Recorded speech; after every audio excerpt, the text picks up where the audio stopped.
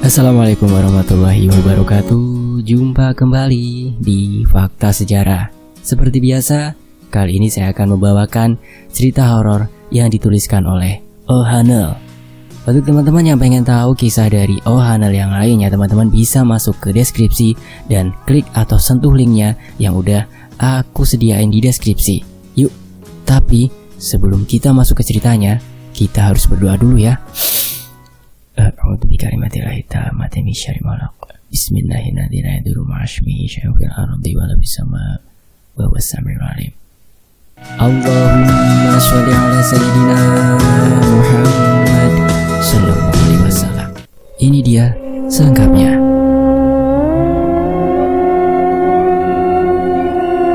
Mbak Rani, nang omah apa ora ke Mbak?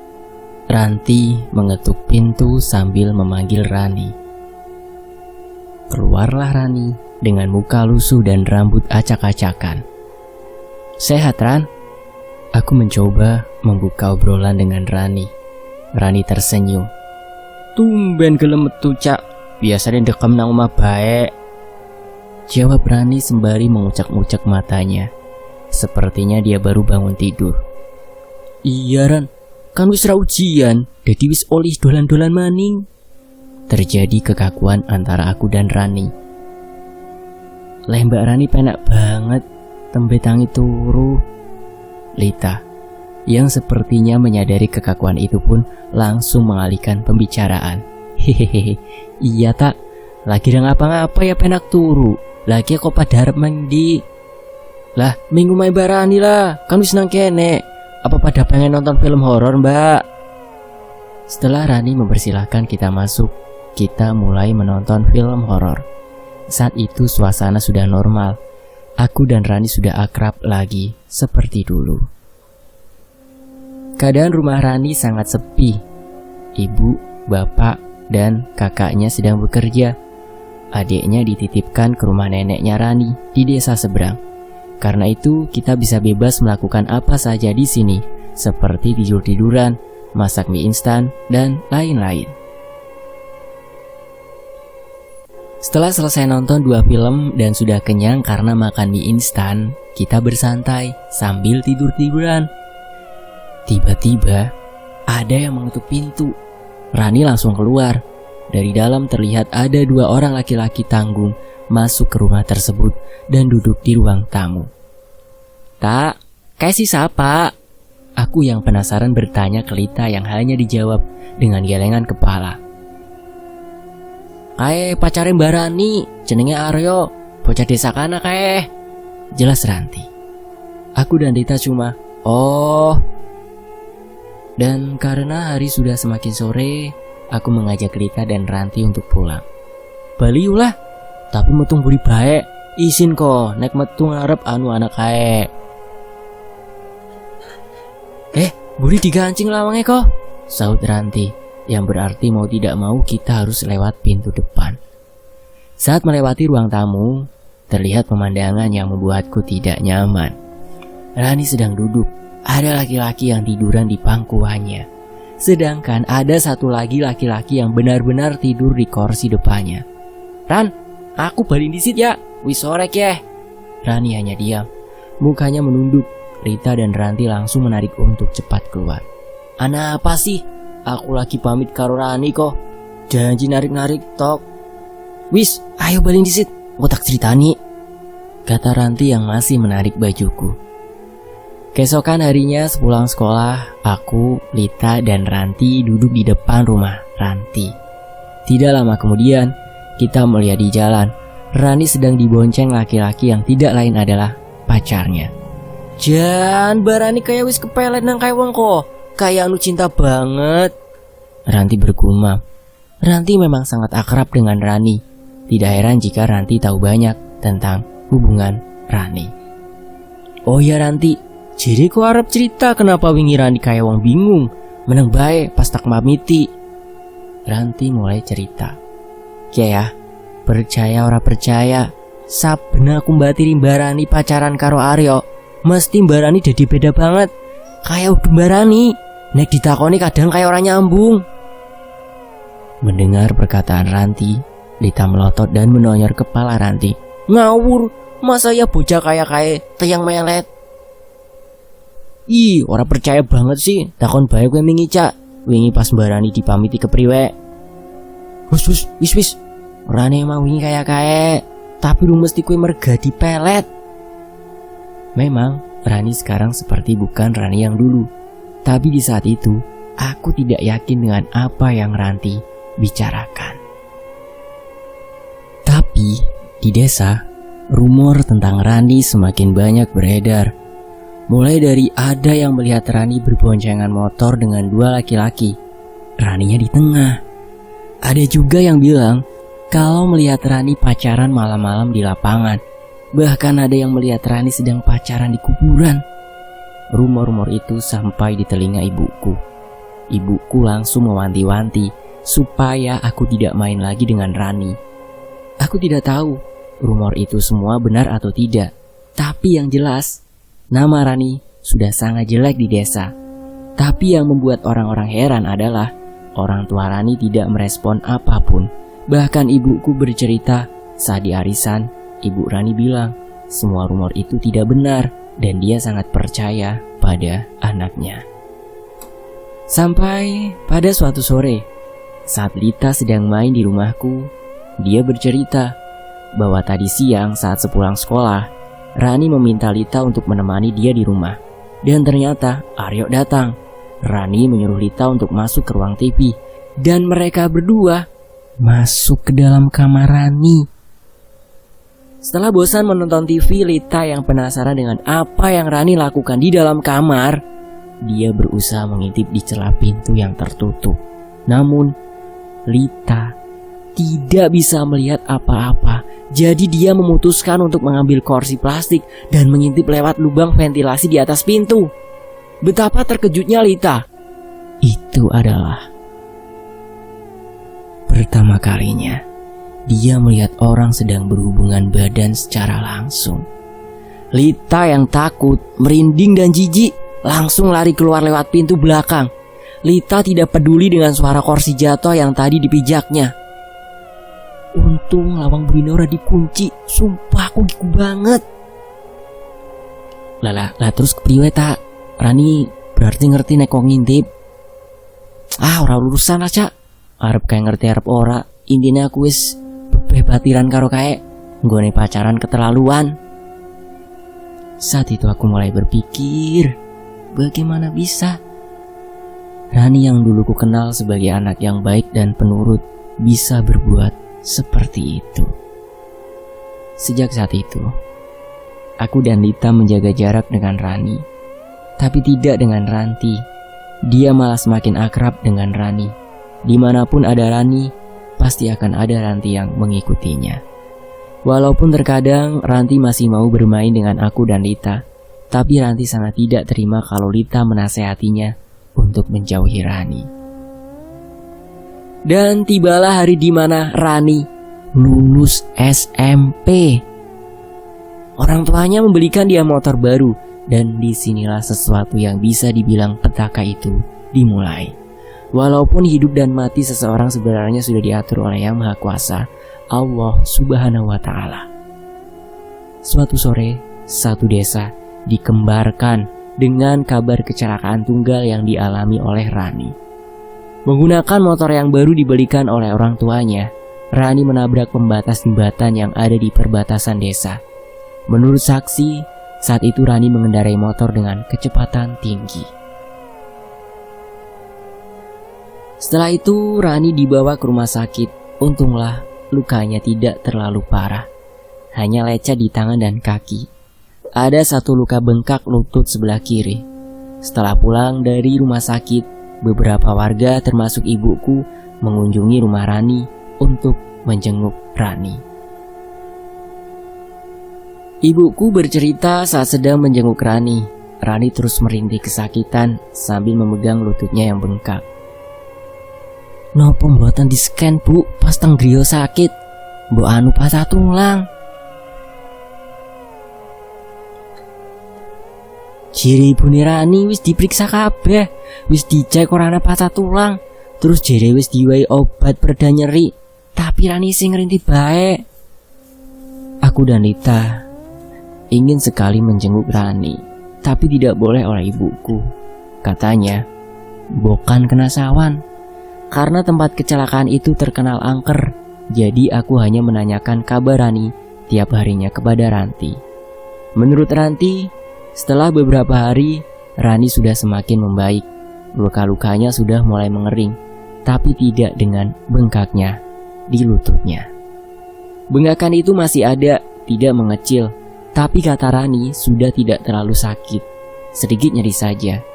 Setelah beberapa lama aku tidak pernah melihat Rani, akhirnya aku melihat dia sedang berjalan sendirian, mengenakan kemeja putih dan rok hitam sambil membawa map coklat. Aku mencoba untuk menyapanya. Arep meng diran, rapi temen. Rani tersenyum dan menghampiri aku. Arep ngelamar kerja nang PT kae, Cak. Aku rung wani gawa motor maning. Jadi apa ngekol bae engko nang Gili. Kok arep mangkat sekolah apa? Iya Ran, bareng yuk. Aku berjalan bersama Rani. Kita ngobrol cukup banyak. Rani bercerita bagaimana dia bisa mengalami kecelakaan. Rani bilang, saat akan melewati tikungan sebelum jembatan, Rani merasa motornya seperti didorong angin yang sangat besar. Aku hanya menjadi pendengar tanpa mampu berkomentar banyak. Karena sebenarnya sejak insiden Lita, aku sudah tidak terlalu peduli dengan Rani. Hingga Rani bercerita tentang topik yang membuatku penasaran tentang Aryo. Kayaknya Aryo wis duwe wadonan maning kok. Nah bisa nih kau ngira kayak kuwiran? Apa kau menang dewek? Batirku sing werucak, jari lagi ketemuan, malah karo bocah desa dewek kok. Apa tak putus Cak, tapi kayak ora gelem. Pas aku tabrakan, kuwi pas aku tukar karo Ayo. Lah, terus kowe ngerti siapa sing ketemuan karo Aryo? Bisane batiri kok kowe ngerti nek sing ketemuan karo Aryo kuwi bocah desane dewek. Batirku tahu kuwi cawadon lagi jagongan karo dheweke.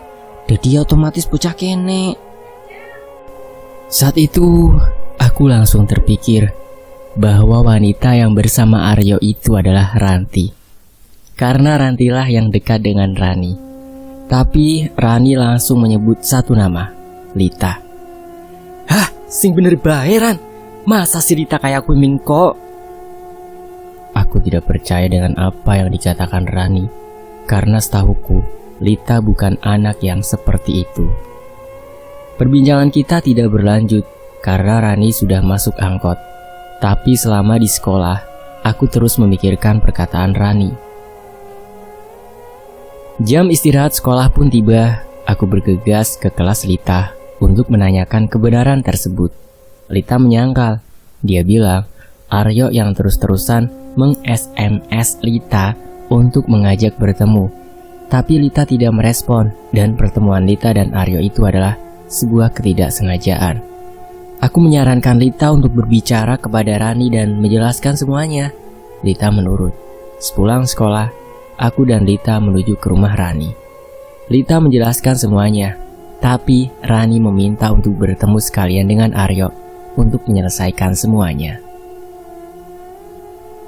Besoknya, sepulang sekolah, aku, Lita, Ranti, dan Aryo bertemu di lapangan desa sebelah. Di depan lapangan itu ada sebuah TPU yang sangat sepi. Di situ Aryo bilang bahwa dia menyukai Lita, tapi dia tidak mau putus dengan Rani.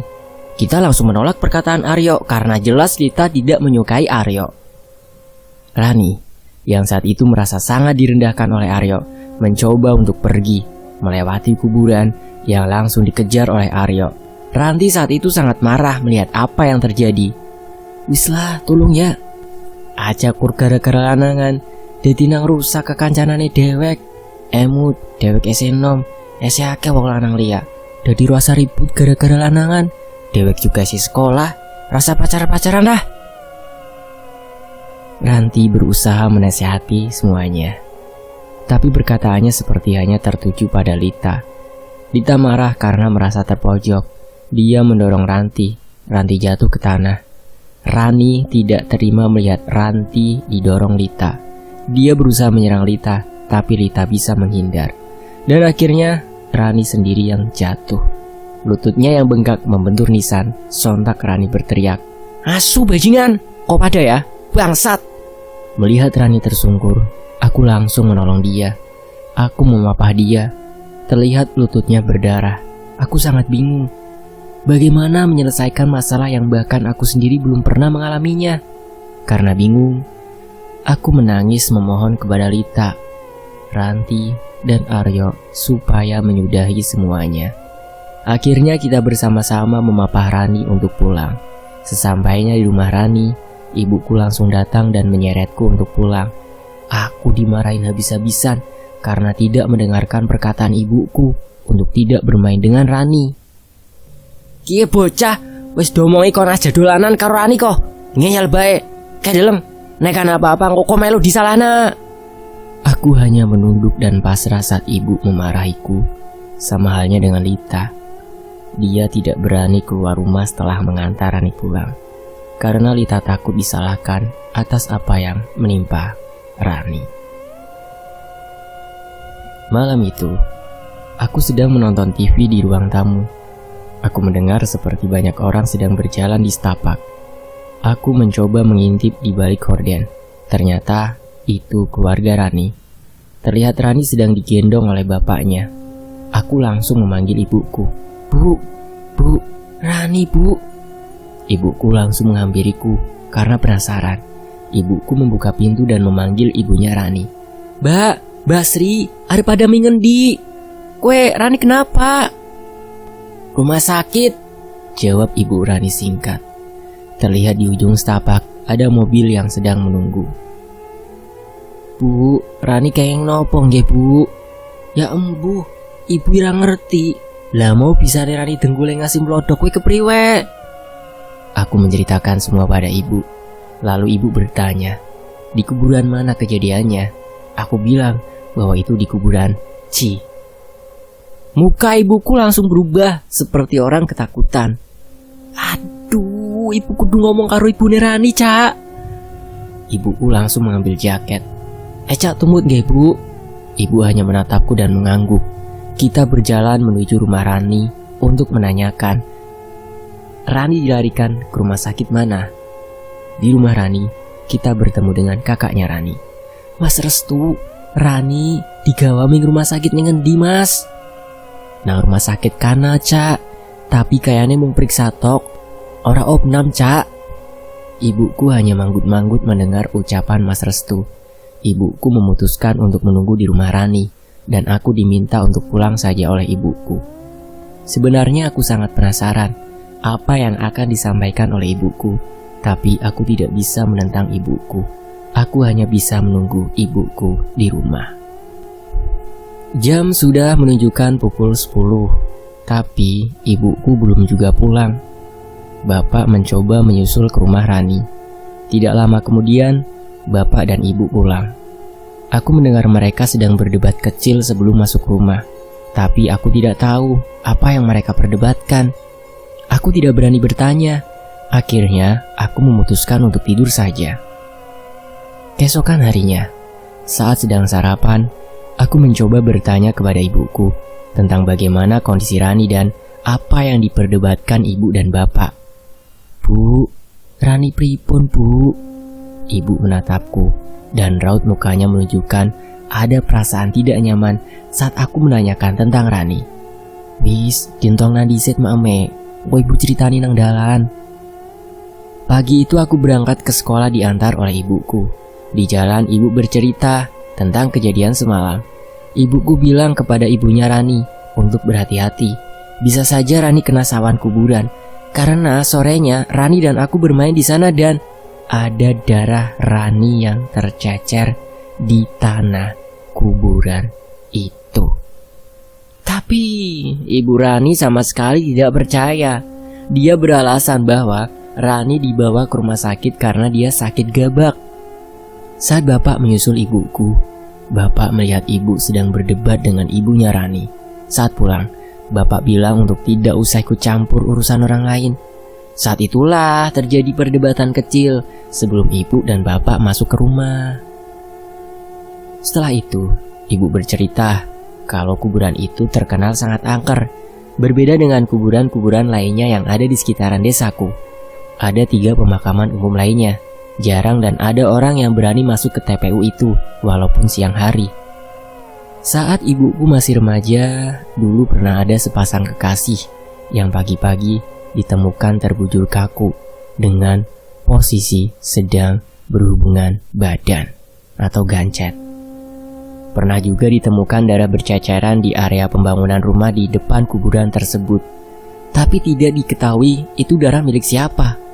Masih banyak lagi kejadian yang terjadi di tempat tersebut yang bila diceritakan mungkin akan jadi sebuah treat yang panjang. Singkat cerita, sesampainya di sekolah, aku langsung mencari Rita di kelasnya. Dia sedang duduk sendirian di dalam kelas sambil termenung. Tak, kok ngapa sih dewekan ngalamun? Saat itu juga, Lita tiba-tiba menangis.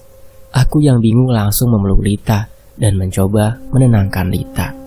Cak, aku wedi, mbok barani, kenapa gara-gara aku. Lita mencoba mengeluarkan isi hatinya. Lita merasa bersalah dan takut kalau sampai terjadi apa-apa dengan Rani, karena Lita sudah mendengar bahwa semalam Rani dibawa ke rumah sakit. Rani ora apa-apa tak? Rani gue digawa ning rumah sakit anu gabagan. Udu gara-gara koe, udu. Beberapa hari kemudian, ibuku bersama rombongan arisan pergi ke rumah Rani untuk menengok Rani. Katanya Rani belum sembuh. Bu, ecak tumut nggih. Ibuku dengan tegas menolak. Aja, bu kena sawan. Ibuku tidak pernah mengizinkan aku untuk menemui Rani. Aku hanya bisa menurut, karena aku tidak tahu apa yang akan terjadi kalau aku menemui Rani. Pernah suatu sore, Ranti mengajakku untuk menengok Rani setelah beberapa bulan sakit. Tapi aku tidak mau melanggar larangan ibuku, jadi aku menolak ajakan Ranti. Ranti memaksa, tapi aku terus menolak. Sampai Ranti mengatai aku tidak setia kawan lagi, sama seperti Lita. Lalu Ranti mengatakan kondisi Rani sekarang yang membuat aku sangat kaget. Tubuh yang kurus kering, kulit badan yang berisik mengelupas disertai dengan luka bintik-bintik yang pusatnya, bintik-bintik paling banyak itu, di luka lutut yang dulu sempat berdarah karena membentur nisan di kuburan. Dan rambut yang hanya tinggal beberapa helai saja. Ingin sekali aku menangis saat sedang mengetik tweet ini jika mengingat keadaan Rani saat itu. Tapi tangisan dariku tidak akan berarti apa-apa untuk Rani sekarang. Hal yang aku sesalkan adalah aku tidak pernah menengok Rani sampai aku hampir lulus SMP. Saat itu aku mengajak teman-teman kelasku untuk main di rumahku. Kita jalan kaki dari sekolah, dan saat melewati rumah Rani, tiba-tiba temanku, Irin, berteriak kencang sekali sambil menutup matanya. Aku yang saat itu berjalan di depan Irin mencoba bertanya, tapi Irin bilang, "Wis ora apa-apa, yuk laju maning, ngotak ceritani." Kita lanjut jalan. Sesampainya di rumahku, Irin bercerita. Dia bilang dia melihat seperti penampakan di jendela rumah, yang depan rumahnya ada polybagnya banyak. Itu pasti rumah Rani, batinku. Penampakan kayak apa, Rin? Aku yakin yang dilihat Irin itu bukan penampakan. Sirai langkah rambutnya, Cak.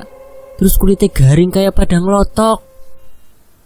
Kue udah penampakan, Rin. Kue Rani, kakang kelasnya Dewe Ganu, anu lagi meriang wis arep setahunan. Mata Irin terbelalak. Dia sangat kaget saat mengetahui bahwa itu adalah Rani. Irin mengenal Rani hanya sebatas kakak dan adik kelas saja. Aku memang tidak pernah menceritakan kondisi Rani ke teman-temanku yang kenal Rani sekalipun. Aku tidak ingin Rani jadi pergunjingan karena sakitnya itu. Selama hampir setahun Rani sakit, orang tua Rani sudah membawa Rani ke beberapa rumah sakit, tapi belum ada yang bisa menyembuhkan Rani. Aku mendengar ini dari ibuku dan Ranti. Dan sampai akhirnya orang tua Rani memanggil Mbah Karto. Mbah Karto adalah orang yang dipercaya oleh masyarakat sekitar sebagai orang pintar. Walaupun rumah Mbah Karto jauh dari desaku, melewati sekitar 4 desa, tapi hampir semua orang tahu Mbah Karto. Ranti yang saat itu selalu menemani Rani menceritakan ini padaku. Saat Mbah Karto datang, tiba-tiba saja Rani langsung menangis dan merengek seperti meminta tolong. Aku lupa bilang bahwa Rani saat itu sudah tidak bisa bicara. Bukan sama sekali tidak bisa bicara, tapi Rani berbicara seperti, "Maaf, tunarungu." Mbah Karto menghampiri Rani, mengusap kepala Rani, dan memeluk Rani. Seketika itu orang tua Rani pun tidak dapat membendung air matanya. Begitu juga dengan Ranti. Setelah itu, Mbah Karto meminta Ranti dan orang tua Rani untuk keluar dari kamar Rani. Ranti tidak tahu apa yang Mbah Karto lakukan di kamar Rani. Tapi saat selesai, Ranti masuk ke kamar Rani. Dia melihat Rani tidur. Ranti bilang dia tidak pernah melihat Rani tidur dengan nyenyak seperti itu. Benar-benar damai. Lalu Ranti dipanggil oleh orang tua Rani. Mereka berempat duduk di ruang tamu. Lalu Mbah Karto mulai berbicara. "Sri, anakmu kuwi wis kesel." "Kesel pripun, Mbah?" Mbah Karto menghela nafas. "Sukmane kuwi wis dicekel nang sing tunggu kuburan." Mendengar itu, Bu Sri langsung menangis. "Dicekel kepriwe, Mbah? Bisa nganti dicekel kuwi kepriwe?" Lalu Mbah Karto mendesak Ranti untuk menceritakan apa yang sebenarnya terjadi saat di kuburan itu. Ranti menceritakan semuanya dengan detail. Sampai pada saat Rani terjatuh dan dia mengumpat, "Nah kue!" Mbah Karto memotong cerita Ranti. Menurut Mbah Karto, penunggu di makam itu merasa tertantang dengan ucapan Rani. Lalu Mbah Karto meminta bapak dan ibu Rani untuk menggelar yasinan selama 7 hari penuh dan meminta semua keluarga Rani untuk mengaji di rumah Rani.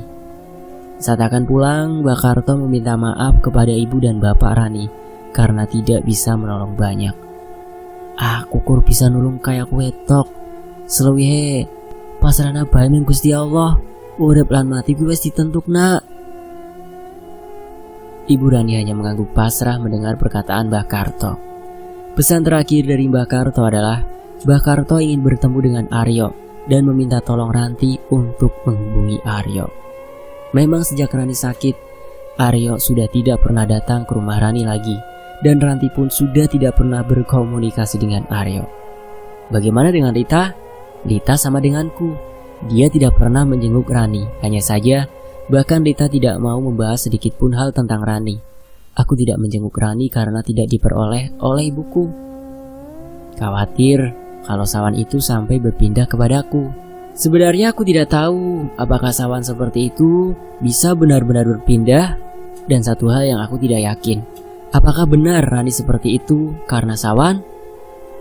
Besoknya sepulang sekolah, Ranti memintaku menemaninya ke rumah Aryo. Kita naik angkutan desa. Di jalan, Ranti banyak bercerita tentang keadaan Rani. Sesampainya di perbatasan desa, kita harus jalan kaki untuk sampai ke rumah Aryo. Sampailah kita di depan sebuah rumah yang terbuat dari kayu, seperti rumah Jawa kuno. Ranti mengetuk pintu. Dan keluarlah Aryo. Dan Aryo berkata, "Anak apa, Ranti?" Aryo langsung to the point tanpa mempersilahkan kita duduk atau masuk.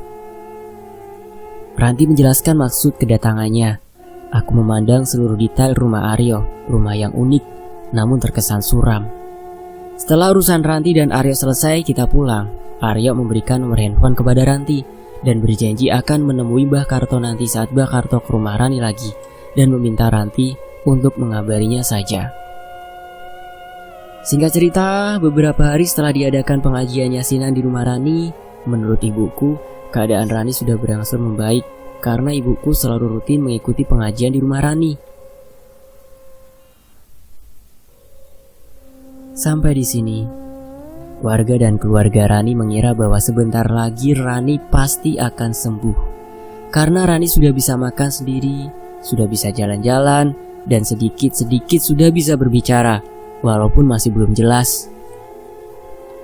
Hingga akhirnya, pada hari Kamis, tanggal 12 April tahun 2012, saat itu aku sedang tambahan pelajaran untuk bekal ujian. Tiba-tiba aku digabari oleh Lita bahwa Rani meninggal. Innalillahi wa inna ilaihi raji'un. Saat itu juga aku langsung izin kepada guru pembimbing untuk pulang. Sesampainya di rumah, aku langsung berganti pakaian, tapi langsung dicegat oleh ibuku. "Arep ning di Rani, Bu." Setengah menangis aku hanya bisa berkata seperti itu kepada ibuku. Dan di luar dugaan, ibuku masih tetap bersikeras aku belum boleh ketemu Rani, walaupun Rani sudah meninggal. Dan ibu berkata, "Kowe oleh mingana mengkonek wis 40 dina." "Kenapa sih, Bu? Kenapa ibu kayak kue terus? Ibu rata awe alasan kenapa orang oleh ketemu Rani?" Ibuku diam, menatapku dalam, dan beliau menjelaskan bahwa jika orang terkena sawan dan sudah tidak bisa ditolong, biasanya sawannya akan berpindah saat orang itu meninggal dan sudah mengincar orang lain saat sawan itu masih di tubuh yang pertama. "Lah, deneng nanti bareng karo Rani terus, Bu. Tapi ra kena sawan." "Oh, kowe beda. Balanan Ganu senenge nyimpen keris sing ana isen-isene. Lah, isen-isene melu ming kowe kawit kowe lahir. Soale kowe anak barep terus putu barep sekang bae karo ming lilikmu Likrian. Soale lilikmu kowe anak bontot terus lanang dewek. Jadi kok sering diweruhi kawit cilik. Lah, lilikmu kowe dadi sering kapesan pas dong cilik. Soale awake ora gelem nrima." Aku sudah pernah diberitahu hal itu oleh Mbak Kakung saat aku bertengkar dengan buleku, dan Mbak Kakung mewanti-wanti untuk jangan sampai menggunakan fisik. Cukup dengan mulut saja. Karena jika sampai menggunakan fisik, maka buleku akan celaka. Tapi aku tidak menyangka ini akan jadi sekompleks itu, bahkan sampai aku tidak boleh bertemu Rani. Aku terdiam, memikirkan perkataan ibuku. "Wis nurut baik karo ibu. Ibu mau kowe kenapa-kenapa. Ibu ngomong anu bareng bener nggo kapikane kok dewek. Dadi ora usah ngeyel." Rasa bersalah hanya itu yang aku rasakan sampai sekarang, karena tidak bisa menemani Rani bahkan sampai akhir hayatnya.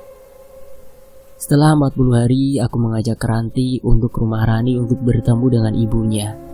Di rumah Rani ternyata ada Mbah Karto. Saat aku saling dengan Mbah Karto membelai rambutku dan bertanya, "Cahayu, Mbah Lanang sehat?" "Alhamdulillah sehat, Mbah." Mbah Karto hanya mengangguk dan tersenyum. Mbah Kakung dan Mbah Karto memang sudah berteman sejak lama. Ranti teringat dengan ucapan Aryo untuk mengabarinya apabila Mbah Karto sedang di rumah Rani. Karena saat Rani meninggal pun, Aryo tidak datang untuk melayat. Tidak lama setelah Ranti mengabari Aryo pun datang. "Ngene mlebu nang." Mbah Karto mempersilahkan Aryo untuk masuk. Mbah Karto diam sejenak menatap Aryo. "Cerita kenapa nang? Apa sih ganjel? Ora apa-apa." Aryo mengusap mukanya. Aku dan Ranti hanya diam memperhatikan dengan sabar. Mbah Karto mengusap punggung Aryo. "Aku wedi, Mbah. Rani mati gara-gara aku." "Aja seru-seru, Mas. Mbok ibu nih Rani krungu ora kepenak." Ranti mencoba mengingatkan Aryo, karena saat itu ibunya Rani sedang membuat teh di dapur. Dan benar, ibunya Rani keluar. "Bisa nek kok ngomong kayak kue, Mas? Emang kok nggak kena Rani?" Aryo terdiam. Mulutnya seperti dikunci. Dia hanya memandang ke bawah. Tidak lama, bapaknya Rani ikut bicara. "Wes iki kok terangna bae." Kemudian Mbah Karto pun mengucap seraya menunjuk Aryo. "Kiye bocah ngelmu." Aryo kaget mendengar pernyataan Mbah Karto. "Tapi sampun buatan tak amal kemalih, Mbah." "Ya wis ora, wong Rani wis langka." Mbah Karto tersenyum sinis. Ibu Rani yang seperti sedang menahan emosi akhirnya menangis. "Kok sing mateni Rani, Mbok?" Ibunya Rani mencengkeram bajunya Aryo yang langsung dilerai oleh bapaknya Rani. "Jago ngosri," Mbah Karto menyuruh ibunya Rani untuk duduk kembali. "Urip, mati, kuwi wis ana sing ngatur. Rani mati kuwi wis takdir. Aku perintahke bocah mengene udu nggo jalaran kue." Dengan sabar Mbah Karto menasehati ibunya Rani. Aku dan Ranti hanya bisa terdiam melihat ini semua. "Aku perintah kau mengene kon ketemu aku pengen kue jujur ming wong tuane Rani. Terus kon njaluk ngapura." "Patok Sukmo," tiba-tiba Arya berbicara. "Rani tak pelet karo Patok Sukmo." Aku tercengang mendengar perkataan Aryo. Ternyata benar gosip yang selama ini beredar. Aryo bangkit lalu bersujud di depan kaki ibunya Rani. Dan Mbah Karto pun bicara. "Kok kowe sinom nang, nek ngilmu aja nggo sing ora bener. Aku ngerti kuwi langkah kaitan karo ninggale Rani, tapi ilmune kok bisa mbayakna awake kowe dewek." "Nggih, Mbah. Aku harap orang nganggung ilmu-ilmu kayak kue maning, Mbah." Ibunya Rani hanya bisa menangis mendengar permintaan maaf Aryo. Ada rumor-rumor beredar bahwa hantunya Rani gentayangan. Ada beberapa warga yang mengaku pernah bertemu dengan hantunya Rani, tapi sampai sekarang aku tidak bertemu atau dihantui oleh hantu tersebut. Dan ceritanya selesai sampai di sini. Maaf ya kalau ada alur yang kurang ngalir atau kurang pas gitu. Dan sampai jumpa di kisah lainnya. Dan saya meminta ke teman-teman untuk mendoakan Rani. Dan di tanggal 31 Oktober tahun 2019 ya, bahwa Ranti juga meninggal dunia. Juga minta doanya ya teman-teman. Semoga Ranti dan Rani husnul khotimah dan ditempatkan di tempat yang sepantasnya. Amin. Al-Fatihah. A'udzubillahi minasyaitonirrajim. Bismillahirrahmanirrahim. Alhamdulillahirabbil alamin arrahmanirrahim maliki yaumiddin. Iyyaka na'budu wa iyyaka nasta'in. Ihdinas siratal mustaqim. Siratal ladzina an'amta 'alaihim ghairil maghdubi 'alaihim waladdallin. Rabbi firli wali walidayya amin. Sampai jumpa di kisah lainnya. Terima kasih teman-teman Fakta Sejarah. Dan saya pamit undur diri. Wassalamualaikum warahmatullahi wabarakatuh.